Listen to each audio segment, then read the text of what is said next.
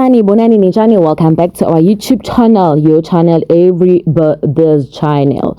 So this is Kazan Postcard. Anyway, Itralia Duduzile Zuma Sambudle, who is the daughter of the former president of Jacob Zuma.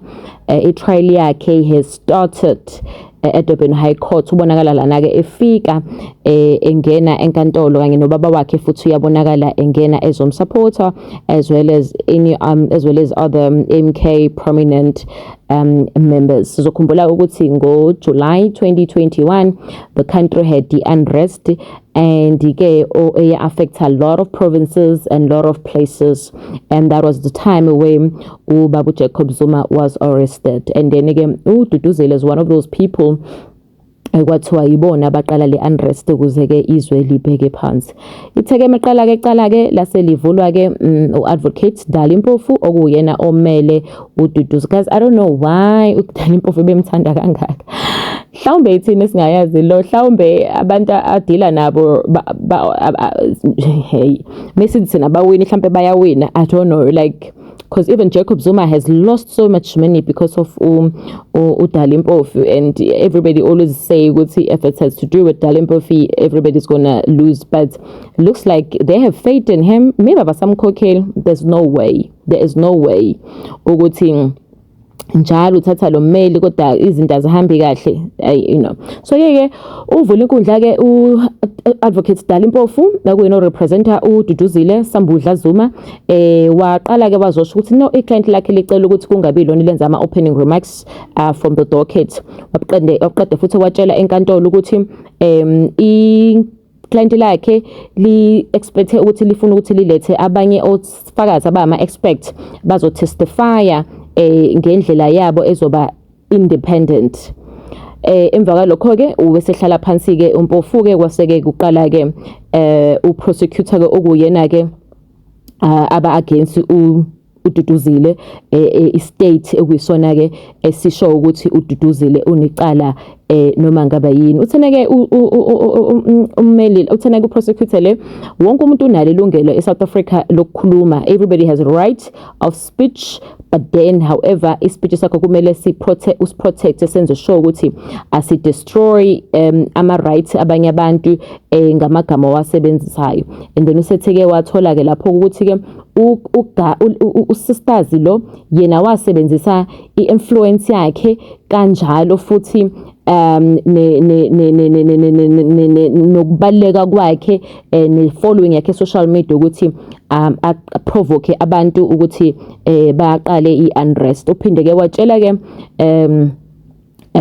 inkantolo ukuthi there were a lot of WhatsApp groups that were created June 2029 ngomhla ka-22-21 uthi lama groups WhatsApp groups are created as soon as nje ekade uBabu Jacob Zuma was arrested and sentenced for 15 months jail.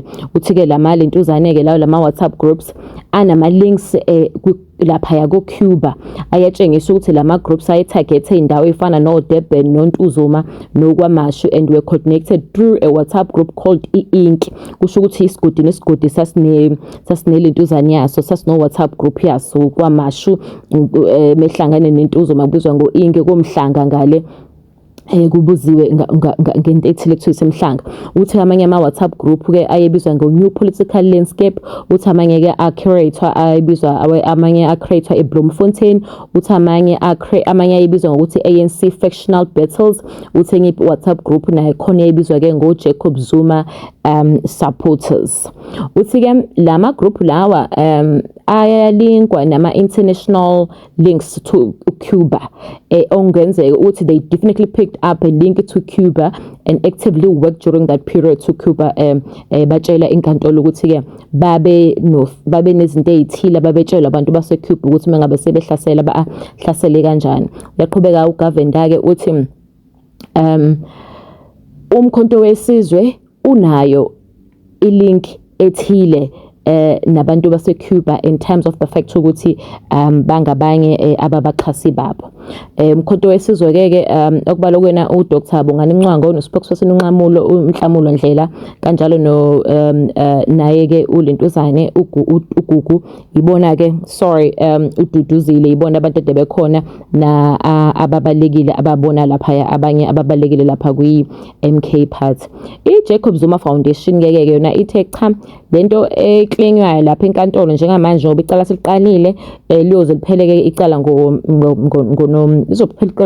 ngoNovember 2021 uthi lento esiqalwa lapha enkantolo bekhuluma ukuthi uDuduzile uyena waqala unrest uthi nje cha kusho ke iJacob Zuma Foundation ikhipha statement uthi cha asivume lento siya realize ukuthi akukuningi okwenziwe lana ukuthi nje kuzohlaselwa uJacob Zuma kanye nendodakazi yakhe uthi they believe that ama court vele abiasi vele they wanna be against the Jacob Zuma daughter and bathi ke lokhu ku harassment of the power that might be ebekiwe kubantu abathile bathi bona be foundations Zuma Foundation ukuthi azishe azikhale it's just a normal word lokho akusho ukuthi ke umuntu usuke sethi abantu abahambe beyoqala uchuku uthi ke even ilentuzane ama slogans athi dubula ibhunu we found and the form of the part ukuthi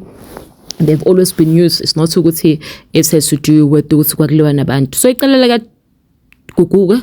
Guys, why I keep on saying Gugu? The thing is now her sister is Gugu and her name is Dudu. His brother is Dudu. Yo kuningi ingane zalona nje zonke amagama azo nje angazi zinjani.